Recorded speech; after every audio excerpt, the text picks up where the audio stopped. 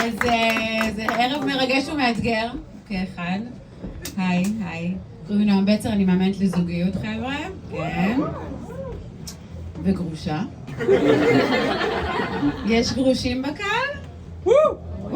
אוקיי. יש גרושים בקהל, כן. אז כאילו בתור קואוצ'רית אני קולטת דברים מאוד מאוד מהר. כאילו אני אחרי 13 שנה עם בעלי ישר חתכתי. אז הייתי 13 שנים נשואה, חבר'ה, כפיים. יש פה מפוצץ פה, מלא אנשים. מה קורה שם במעבר? אז מה הדבר ראשון שגרושה עושה שהיא יוצאת מנישואין? מה הדבר ראשון שהיא עושה? סקס עם מישהו צעיר. יפה, יוגה היית קרובה, כמעט. סקס אני לא עושה וזה לא מצחיק, אבל הלכתי לחוג יוגה כמו כל תל אביבית, כן, לשמור על הגזרה. וראיתי בחור ובחורה עומדים כזה בצד, כאילו בתור, שאלתי את הבחורה, אם זה שבא איתה הוא בעלה. נכון? יפה, התעניינתי. יפה מצידי? כן. יפה! אז היא אמרה לי, זה לא בעלי. זה אישי. אמרת לה, אם זה אישי כפרה, אני לא רוצה להתערב לכם. אז אמרתי, לא. זה לא בעלי, זה אישי. ואז הבנתי, אם הוא בא איתה ליוגה כנראה, או לא בעלה, או אישה. עכשיו יש מלא תל אביבים שעושים יוגה, נכון? אתם רוצים לצאת מהארון? אז כאילו נהיה כזה טרנד שמלא בנים עושים יוגה, ואתם באים כזה בהסוואה של גייז, כזה ליוגה מעלי ולכוסיות, נכון? לא באתי לראות כוסיות. אני שותה רק את הירוקים סטיביה, תמרים לחים, ככה זה תל אביבים. זה חיקוי של תל אביבי, זה אני אעבוד על זה. אתם הולכים כזה לסוף הסטודיו, שהמורה אומרת לעשות כלב מביט מטה. מכירים? מה יוצא לכם? יפה, סתם כלב יוצא לכם. בואי בטוסיק שלי. אבל באמת מתחילים איתי הרבה גרושים. בתור גרושה. תודה. איזה כיף, איזה קהל מרים. תודה, החיים שלי, גם את. פה אפשר לראות את הקהל, בניגוד למקומות אחרים. אז כאילו מתחילים איתי הרבה גרושים, חוזרת לפאנץ', אבל יש את הגרושים שאני הכי אוהבת, הנשואים. מכירים אותם? אז התחיל איתי גבר, כאילו מה זה הורס? הורס משפחות. נשוי אבל פנוי, מכירים את הז'אנר? אמרתי לו, אתה לא טיפה אבא. הוא אמר לי, מה אכפת לך? תני לי לדמיין, שאני אקח אותך כזה לדייט, לאור נרות, רומנטי, קונה לך כרטיסים לפריז, ואתי עושה לך מחלקה ראשונה, שוכבת לך במטוס, שוכבת לך בלובר, שוכבת לך בשדה לזה, שוכבת לך באייפל, אמרתי לו, נשמה? יואו. תן לראות את פריז, נודניק. אבל בתור אישה נשואה, אין פה נשואים, נכון? אתם צעירים מדי, רק שם בסוף יש איזה סקשן. אין פה נשואים, נכון? בואו אני אגיד לכם מה קורה בתור אישה נשואה, בנות יקרות. אני לפחות שמרתי על שעירות יתר, כדי למנוע משכב זכר עם בעלי, כמו כל אישה נשואה, זה מה שאנחנו עושות, כאילו. כמו שאתם לימדו אותנו בנות, שגבר זר מגיח, יסתתרים מהר מאחורי שיח, אז אני הייתי השיח, וזה דווקא הצליח, יש פה גם חריזה. שמים לב, יופי, תודה.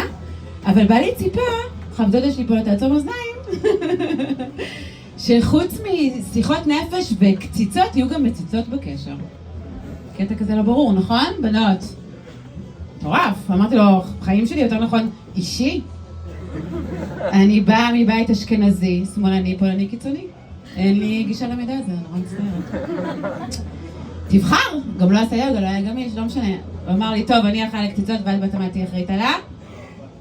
יפה בנות חמודות שלי!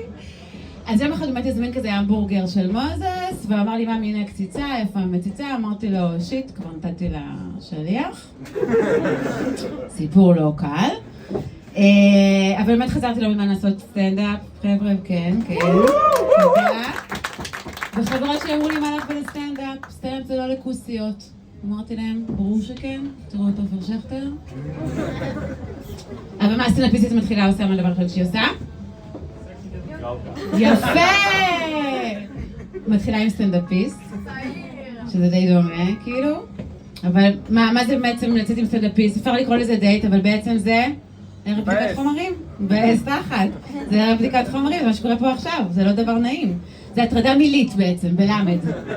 כי במשך ערב שלם הוא ניסה לי פאנצ'י ובדיחות אבא ובדיחות קרש, עד שמרוב חפירות כבר ירד לי כזה דם כזה מהאוזן ונתקע לי החיוך מהאימה. אז הייתי חייבת לשכב איתו, שיהיו לי 20 שניות של שקט. דווקא שם הם מגיעים לפאנץ' מהר, הסטנדאפיסטים. קטע מדהים. אבל היה לי חבר, כאילו, האחרון, זה סיפור אמיתי. היה לו פטיש כזה להגיד מילים תנכיות בסקס. יש פה עוד כאלה בקהל, מזדהים? אני רואה פה פשוט צחוקים, אני מבינה שיש... מי אתה הולך להיות בסקס? ממי בא לי לשגל אותך, ממי בא לי לבעול אותך. אמרתי לו, ממי, כאילו, אמנם השמנתי, אבל אני לא רחב הזונה, בוא. אמר לי, ממי בא לי לדעת אותך. אמרתי לו, קודם תדע את עצמך, היא חתיכת חסר מודעות. ואז אמר לי, די כזה, תני כבר להרגיש גוליית. אז דפקתי לו אבן במצח. כאילו, אני כיוונתי לפוני ולא היה קרח, זה סיפור אמיתי. אבל עכשיו אתם טועים, כי אני צריכה לסיים, אתם תוהים, אני רואה אתכם תוהים, למה לא עשיתי ילדים עם בעלי? אתם תוהים? היי! יפה. אז זה בוא מאוד פשוט. אני נורא רציתי בנות, בני נורא רצה בנים, אז הוא פתח גריינדר, כאילו פרימיום. סתם, היה גלויות הרגעה כזה, גלויות הרגעה, הרסתי פעם שלוש שנה. אבל באמת החלטתי שצריכה לעשות ילדים בגילי, החלטתי לאמץ ילד אפריקאי, כפיים. בן 23, גבוה וחתיך, עכשיו הגענו לצעיר. הוא לא ממש היה אפריקאי, יותר צפון אפריקאי, טריפוליטאי, מכירים? הוא היה חייל משוחרר, אז הוא עושה עבודה מועדפת, אותי. מה שאומר שגם בגילי עדיין אפשר לעשות ילדים. אז אני אסכם לכם, כי אני צריכה לרדת. לא לכם. היה לי בעל שזה המון חופשות בתאילנד, אבל אין סקס בנות, תזכרו את זה. היה לי ילד שזה המון סקס, אבל אין כסף לחופשות בתאילנד, נכון? ועכשיו אני מחכה לשילוב הנדיר של סקס בתאילנד. אז בינתיים אני מתאמנת על יוחאי, הוא שוטף כלים במסעדת בתאי. תודה רבה.